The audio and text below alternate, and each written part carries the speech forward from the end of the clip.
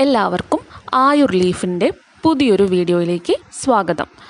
ഇന്ന് നമ്മൾ ഇവിടെ ഡിസ്കസ് ചെയ്യുന്നത് ഡ്രൈ കഫ് എന്ന വിഷയത്തെക്കുറിച്ചാണ്, അഥവാ വരണ്ട ചുമ.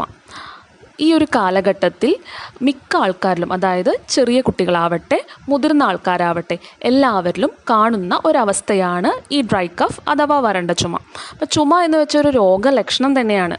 കൊറോണ വൈറസിൻ്റെ ഒരു പ്രധാന ലക്ഷണം തന്നെ വരണ്ട ചുമയായിരുന്നു.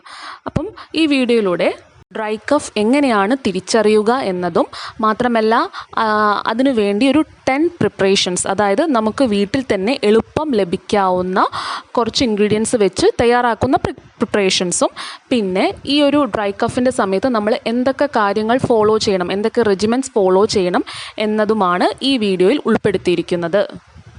ചുമച്ചിട്ട് കഫം പുറത്തേക്ക് വരാത്തൊരവസ്ഥയാണ് ഈ ഡ്രൈ കഫ് അഥവാ വരണ്ട ചുമ. അപ്പം ഈ ചുമ എന്ന് വെച്ചിട്ടുണ്ടെങ്കിൽ വലിയ ശബ്ദത്തോടു കൂടിയായിരിക്കും. മാത്രമല്ല ചില ആളുകളിൽ അതിനോടൊപ്പം തന്നെ തലവേദന ഉണ്ടാകും, ചെസ്റ്റ് പെയിൻ, നെഞ്ചുവേദന ഉണ്ടാകാം, തൊണ്ടവേദന, നെറ്റിയുടെ ഇരുവശവും വേദന. ഇതൊക്കെ ഇതിൻ്റെ ലക്ഷണങ്ങളാണ്. ഇനിയിപ്പം ഈ ചുമ വിട്ടുമാറാതെ 8 ആഴ്ചയിലധികം നിൽക്കുകയാണെങ്കിൽ അതിനെ നമ്മൾ ക്രോണിക് കഫ് എന്നാണ് പറയുന്നത്. ക്രോണിക് കഫ് വരാൻ പല കാരണങ്ങളുണ്ട്. ഇപ്പം ആസ്മ പേഷ്യൻസിൽ നമുക്ക് ഈ ക്രോണിക് കഫ് കാണാം. അലർജി ഉള്ളവരിൽ ഇതേപോലെ തന്നെ ചുമ കാണാം. പിന്നെ GERD, അതായത് ഗ്യാസ്ട്രോ ഈസോഫാജിയൽ റിഫ്ലക്സ് ഡിസീസ്, അതായത് ആമാശയത്തിൽ നിന്നും നമ്മൾ കഴിച്ച ഭക്ഷണം ചെറിയ തോതിൽ അന്നനാളത്തിലേക്ക് കയറിയിട്ട് ചുമയ്ക്കുന്ന ഒരു അവസ്ഥയാണ് GERD എന്ന് പറയുന്നത്. അതിലും എന്താണ്, ക്രോണിക്കായിട്ട് വിട്ടുമാറാത്ത ചുമ കാണാം. പിന്നെ പോസ്റ്റ് നെയ്സൽ ഡ്രിപ്പിംഗ്, PND, അതായത് മൂക്കിൽ നിന്നും കഫം തൊണ്ടയിൽ കയറുക എന്നിട്ട് ചുമയ്ക്കുക. പിന്നെ ക്ഷയരോഗം, ഈ കേസിലും എന്താണ്, വിട്ടുമാറാത്ത ചുമ തന്നെയായിരിക്കും. അപ്പം ഇത്തരം ലക്ഷണങ്ങളൊക്കെ കാണുകയാണെങ്കിൽ എന്തായാലും എന്താണ്, നമ്മൾ ചില ടെസ്റ്റുകളൊക്കെ ചെയ്യേണ്ടതുണ്ട്. അപ്പോൾ അത് ഡോക്ടേഴ്സ് എഴുതി തരും. അതായത് ചെസ്റ്റ് എക്സ്റേ, അങ്ങനെ ചെസ്റ്റിൻ്റെ ഒരു എക്സ്റേ എടുത്തിട്ടുണ്ടെങ്കിൽ നമുക്ക് അതിലൂടെ ഇൻഫെക്ഷൻ ഉണ്ടോ, പിന്നെ എന്തെങ്കിലും TB ആണോ, അങ്ങനെയൊക്കെ അറിയാൻ പറ്റും.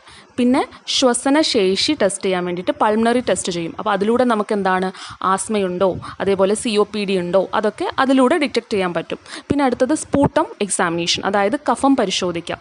അതിലൂടെ നമുക്ക് വല്ല അണുബാധയുണ്ടോ, TB ഉണ്ടോ, അതൊക്കെ ഈ ടെസ്റ്റ് വഴി മനസ്സിലാക്കാൻ പറ്റും. അതുപോലെ അതിന് പുറമെയുള്ള ടെസ്റ്റുകളാണ് CT സ്കാൻ ചെയ്യാം, പിന്നെ ബ്രോങ്കോസ്കോപ്പി ചെയ്യാം. ഇങ്ങനെയുള്ള ടെസ്റ്റുകളൊക്കെ ഡോക്ടറുടെ നിർദ്ദേശപ്രകാരം മാത്രം ചെയ്യുക.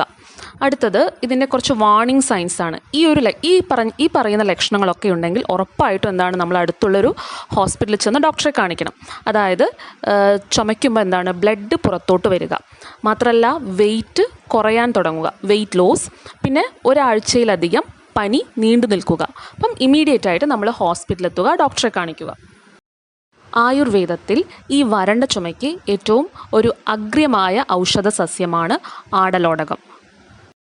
ആടലോടകം ഒരു ഇൻഗ്രീഡിയൻ്റ് ആയിട്ട് വരുന്ന ഒരുപാട് പ്രിപ്പറേഷൻസ് ആയുർവേദത്തിൽ പറഞ്ഞിട്ടുണ്ട്. അപ്പം നമുക്ക് ഈ ആടലോടകത്തിൻ്റെ ഇല വെച്ചിട്ട് എങ്ങനെയാണ് ഈ ഒരു കൂട്ട് തയ്യാറാക്കുന്നതെന്ന് നോക്കാം. ചെറിയ ആടലോടകം, അതായത് ഒരു 10-12 ഇല എടുക്കുക.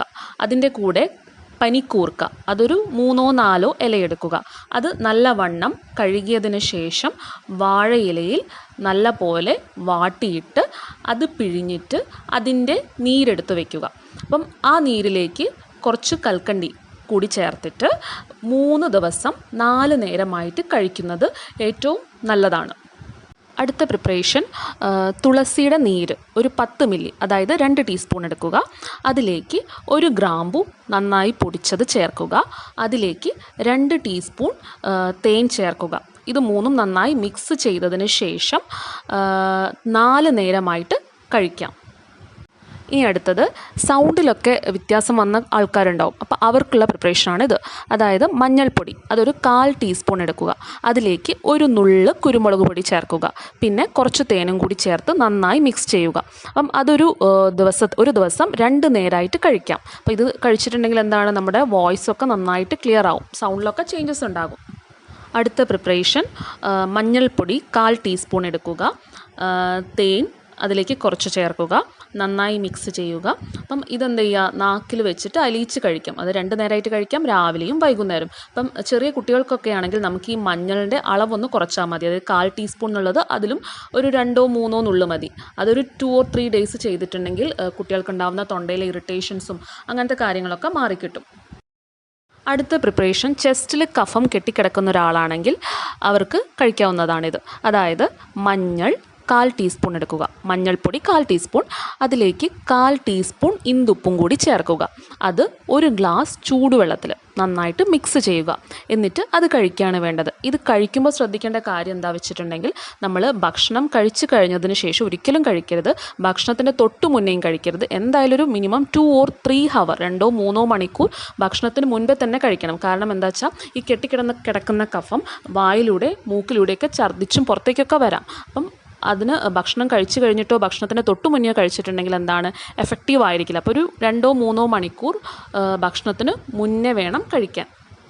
അടുത്ത പ്രിപ്പറേഷൻ കട്ടിയുള്ള കഫം ഉള്ളവർക്ക് വേണ്ടിയിട്ടുള്ളതാണ്. അപ്പോൾ ചെസ്റ്റിലൊക്കെ നല്ല കട്ടിയുള്ള കഫമുണ്ട്, തുപ്പുമ്പം കട്ടിയായിട്ട് പോകുന്നു എന്നൊക്കെ പറയുന്ന ആൾക്കാർക്കാണ്. അപ്പം അതിന് വേണ്ടത് 1/4 ടീസ്പൂൺ മഞ്ഞൾപ്പൊടി എടുക്കുക. അടുത്തത് കുരുമുളക് പൊടി എത്രയാണോ നമ്മൾ മഞ്ഞൾപ്പൊടി എടുത്തത് അതിലും കുറച്ച അളവിൽ വേണം എടുക്കാൻ. അതുപോലെ തന്നെ ചുക്കുപൊടിയും എടുക്കുക, കുറഞ്ഞ അളവിൽ എടുക്കണം. പ്ലസ് അതിൻ്റെ കൂടെ തേനും കൂടി ചേർത്ത് നല്ലോണം മിക്സ് ചെയ്തിട്ട് രാവിലെയും വൈകിട്ടും 2 നേരമായിട്ട് കഴിക്കാം. ഇനിയിപ്പം അതിൻ്റെ കൂടെ എന്താ പറയുക, കട്ടിയായിട്ട് കഫമുണ്ട്, പ്ലസ് അതിൻ്റെ കൂടെ സൈനസിൻ്റെ സൈനസിലൊക്കെ കഫം നിറഞ്ഞിരിക്കുക, തലയിലൊക്കെ കഫം നിറഞ്ഞിരിക്കുക, അങ്ങനെ ഒരു കണ്ടീഷൻ ഉണ്ടെങ്കിൽ ഈ ഒരു പറഞ്ഞ കൂട്ടിൻ്റെ കൂടെ എന്താണ് കുറച്ച് തിപ്പലി പൊടി കൂടി ചേർക്കുക. എന്നിട്ട് നന്നായി മിക്സ് ചെയ്തിട്ട് രാവിലെയും വൈകിട്ടും കഴിക്കാവുന്നതാണ്. അപ്പം ഇത് നല്ലോണം കഫം ഇളകി കാർക്കിച്ച് തുപ്പിപ്പോവാൻ സഹായിക്കുന്ന ഒരു കണ്ടൻ്റാണ്.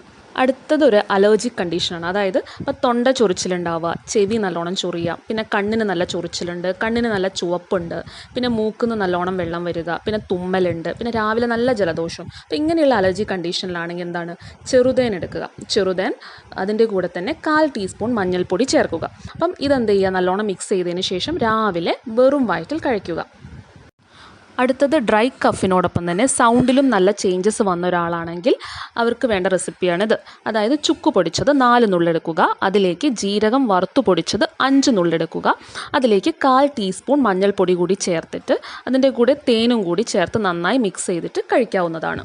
അടുത്ത പ്രിപ്പറേഷൻ, ചില ആൾക്കാർക്ക് എന്താണ് കുളി കഴിഞ്ഞ ഉടനെ നല്ല ചുമയുണ്ടാവും, ചിലവർക്കാണെങ്കിൽ രാത്രി കിടക്കാൻ നേരം ഭയങ്കര ചുമയായിരിക്കും. അപ്പോൾ ഇങ്ങനെയുള്ള ആൾക്കാരിലാണെങ്കിൽ നമുക്ക് എന്ത് ചെയ്യാം, ആടലോടകത്തിൻ്റെ നീരെടുക്കാം. അതായത് ഒരു 4-5 ഇല പിഴിഞ്ഞ നീരെടുക്കുക, അതിലേക്ക് ഒരു 1/4 ടീസ്പൂൺ മഞ്ഞൾപ്പൊടി ചേർക്കുക, കുറച്ച് തേനും കൂടി ചേർത്തിട്ട് എന്ത് ചെയ്യുക, നമുക്ക് 2 തവണ കഴിക്കാം. രാവിലെയും കഴിക്കാം, രാത്രി കിടക്കാൻ പോകുന്നതിൻ്റെ കുറച്ച് മുന്നേ ആയിട്ടും കഴിക്കാവുന്നത് നല്ലതാണ്. ഇനി ഈ ഒരു അവസ്ഥയിൽ നമുക്ക് എന്തൊക്കെ കാര്യങ്ങളാണ് ഫോളോ ചെയ്യേണ്ടതെന്നാണ് പറയുന്നത്. അതായത് നല്ലൊരു ഡ്രൈ കഫ് ഉണ്ട്, അതിൻ്റെ കൂടെ ജലദോഷം അങ്ങനെയുള്ള കേസാണെങ്കിൽ നമുക്ക് എന്ത് ചെയ്യാം, നല്ലോണം ആവി പിടിക്കാം. ആവി പിടിക്കുമ്പം ആ ഒരു വെള്ളത്തിൽ എന്ത് ചെയ്യുക, തുളസിയുടെ ഇലയിടാം, പനിക്കൂർക്കയുടെ ഇലയിടാം, ഇതൊക്കെ ഇട്ടിട്ട് എന്ത് ചെയ്യാം, ആവി പിടിക്കാവുന്നതാണ്. പിന്നെ ചെറു ചൂടുള്ള വെള്ളത്തിൽ ഉപ്പിട്ടിട്ട് കവിൾ കൊള്ളുക. അപ്പോൾ ഡെയിലി ഒരു 3 തവണയൊക്കെ ചെയ്യാവുന്നതാണ് ഇത്. അപ്പോൾ തൊണ്ടയിലുള്ള ഇറിറ്റേഷൻസൊക്കെ മാറിക്കിട്ടും, തൊണ്ട വേദന ഉണ്ടെങ്കിൽ അതൊക്കെ മാറിക്കിട്ടും. തല വിയർക്കാതിരിക്കാൻ ശ്രദ്ധിക്കാം. പിന്നെ തല കുളിക്കുമ്പം കാച്ചിയ വെളിച്ചെണ്ണ ഉപയോഗിക്കാം. ഒന്നെങ്കിൽ തുളസി, അല്ലെങ്കിൽ പനിക്കൂർക്ക, അല്ലെങ്കിൽ ആടലോടകം, ഇവയിൽ ഏതെങ്കിലും ഇട്ട് കാച്ചിയ വെളിച്ചെണ്ണ തലയിൽ തേക്കുക. പിന്നെ കുളി കഴിഞ്ഞിട്ടുണ്ടെങ്കിൽ നെറുകിൽ രാസ്നാദി ചൂർണം തിരുമുകയും ചെയ്യാം. അപ്പം thank you for watching Ayur leaf channel.